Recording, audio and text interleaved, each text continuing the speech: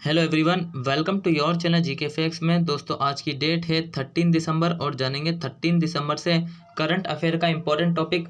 दोस्तों आज का हमारा टॉपिक है नीति आयोग ने ई सवारी इंडिया ई बस कोलिशन लॉन्च किया है। जानेंगे आज के इस वीडियो में कि नीति आयोग के द्वारा जो है ई सवारी इंडिया ई बस कोलिशन लॉन्च किया गया। दोस्तों ये जो टॉपिक है करंट अफेयर का, आप सबके एग्जाम पॉइंट ऑफ से वेरी इंपॉर्टेंट है, खासकर उन स्टूडेंट्स के लिए जो कि यूपीएससी और जो है स्टेट पीसीएससी तैयारी कर रहे हैं। अगर आपको इस टॉपिक में से कोई पॉइंट समझ में नहीं आता तो आप मुझे जो कमेंट बॉक्स में कमेंट करके बता सकते हैं। साथ ही आप सबने इसको पूरा वॉच करना है, तभी आपको समझ में आएगा।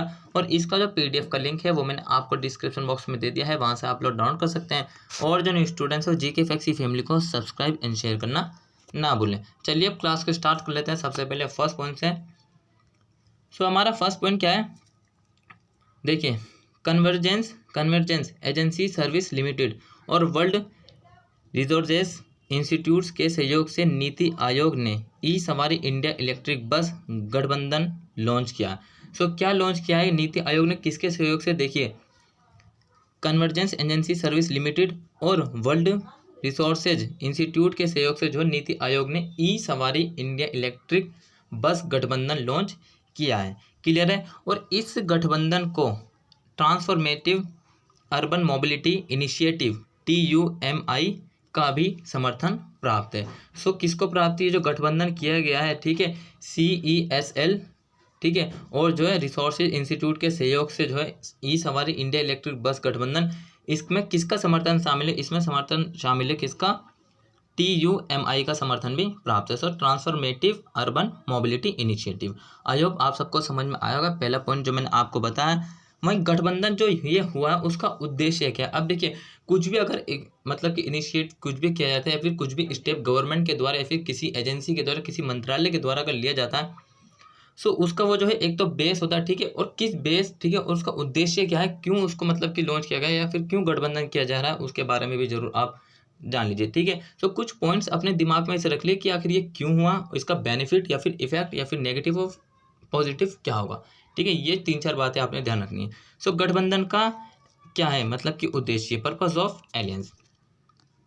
देखिए, ई सवारी इंडिया ई बस कोलिशन के लॉन्च के साथ केंद्र सरकार की एजेंसियां, राज्य सरकार की एजेंसियां, किसकी?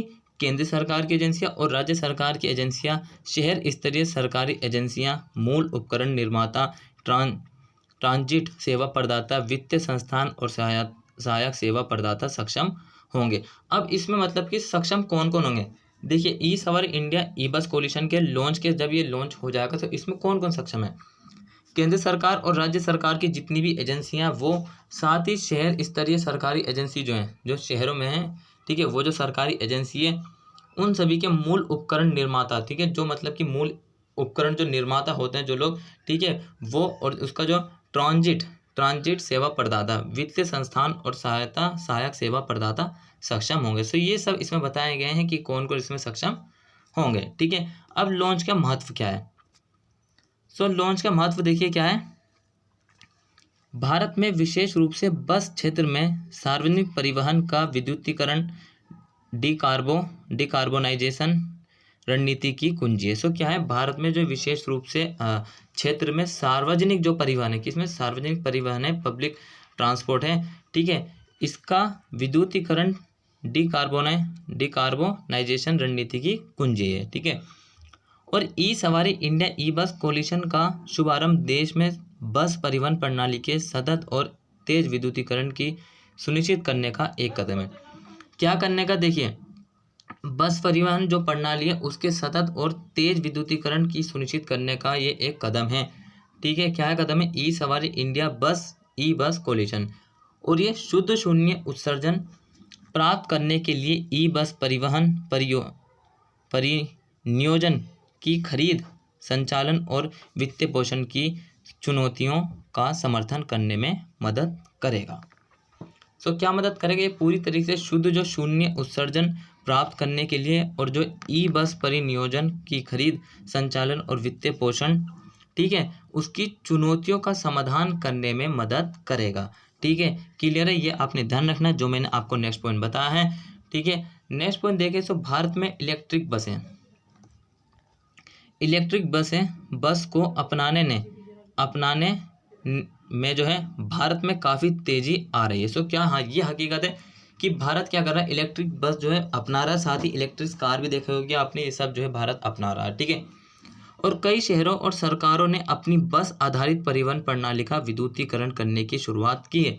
तो ये भी रियलिटी है, काफ़ी बार न्यूज़ में आ चुके हैं कि काफ़ी ज़्यादा सरकारों ने जो है उनकी जो परिवहन प्रणाली है उसका विद्युतीकरण करने की शुरुआत भी की है।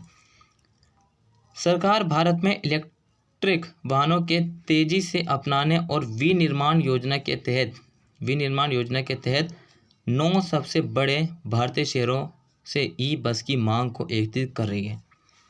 क्या कर रही है, जितने भी इलेक्ट्रिक वाहन हैं उनकी तेज़ी से उनको अपनाना और जो है उनका विनिर्माण, इस योजना के तहत जो है 9 सबसे बड़े भारतीय शहरों से ई बस मतलब कि इलेक्ट्रिक बस की मांग को एकत्रित कर रही है, ठीक है दोस्तों। याद रखना, इलेक्ट्रिक से क्या होगा कि पोल्यूशन सबसे पहले कम होगा। क्या होगा, पोल्यूशन कम होगा इससे, ठीक है।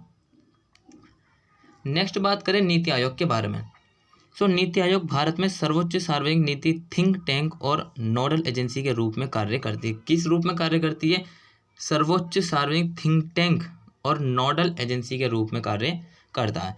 इसे योजना आयोग की जगह 2015 में स्थापित किया गया था। सो 2015 में योजना आयोग इसका नाम था, पहले आपने याद रखना इसकी हिस्ट्री।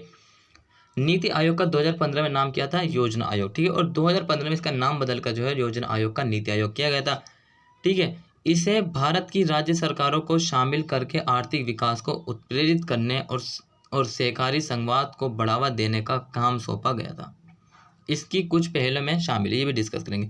सो 2015 में इसका नाम बदल दिया था, योजना आयोग का नीति आयोग किया गया था। और जो भारत में जो राज्य सरकारों को शामिल करके आर्थिक विकास, इकोनॉमिक डेवलपमेंट को उत्प्रेरित करने के लिए सहकारी संघवाद को बढ़ावा देने का काम भी सौंपा गया था। और इसकी कुछ पहले हैं, देखिए पहलों के बारे में बात करें सो क्या क्या इसकी पहले देख लीजिए।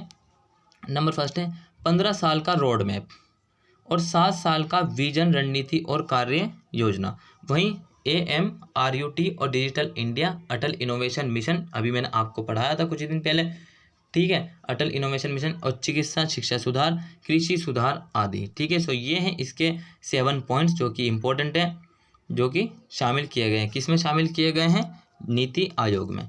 क्लियर है, ये आपने ध्यान रखना। अब बात करें, सो ये हो गया, बात करते हैं। सो दोस्तों आज की आपकी क्लास यहीं ख़त्म होती है। अगर आपको क्लास अच्छी लगी सो चैनल को लाइक करिए, सब्सक्राइब करिए और शेयर करिए, ठीक है। और डेली करंट से जितने भी टॉपिक आपको कराए जाते हैं उनको देखना ना भूलिए। इसी तरीके से मिलते रहेंगे जीके फैक्ट्स की फैमिली में। Till then take care, all the best, have a nice day, thank you for watching this video all of you.